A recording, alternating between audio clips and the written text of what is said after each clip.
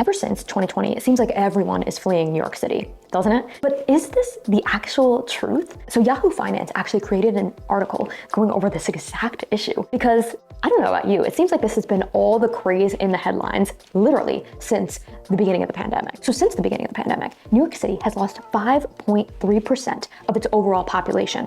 So let's break down those numbers even more. That's about 468,000 people. That's absolutely crazy. I hope you guys realize how much 468,000 people are. That's the size of cities all across the country and all across the world. And at the time of this video, New York City has just lost that in 3 years.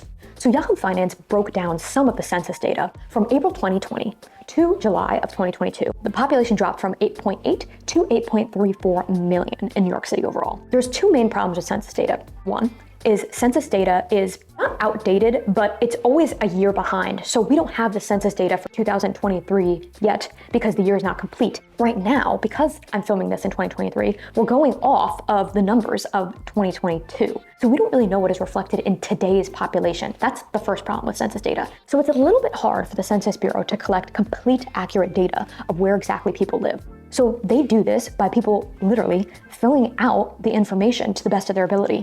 So no matter where you live in the country, you or somebody in your family had to fill out some type of census data based off of where you live, giving basic information about who you are as a person. This is how they get that information. So it's not completely accurate, but at the same time, it's the best data that we have to go off of for overall population, so we're gonna have to go with it. So another major city that Yahoo Finance talked about is San Francisco. A lot of people were taking a close look at New York and San Francisco during the pandemic because that was another city that was highly scrutinized during this time. San Francisco actually beat out New York City as losing even more people than New York City did. They lost 7.5% of residents according to US Census. And the article also talked about how Census found that 126,000 people switched their driver's license from New York to Florida. Now, this is always a common trend. People have been moving from the state of New York to the state of Florida for years and years and years now. That is definitely not anything new by any means, and it doesn't surprise me at all. This has been a trend in the past, this is a trend in present day, and this will always be a trend in the future. At least it looks like that as of right now. Will New York City ever be what it was? Time will only tell. Now, I have to say, as a New Yorker myself, it feels like the city is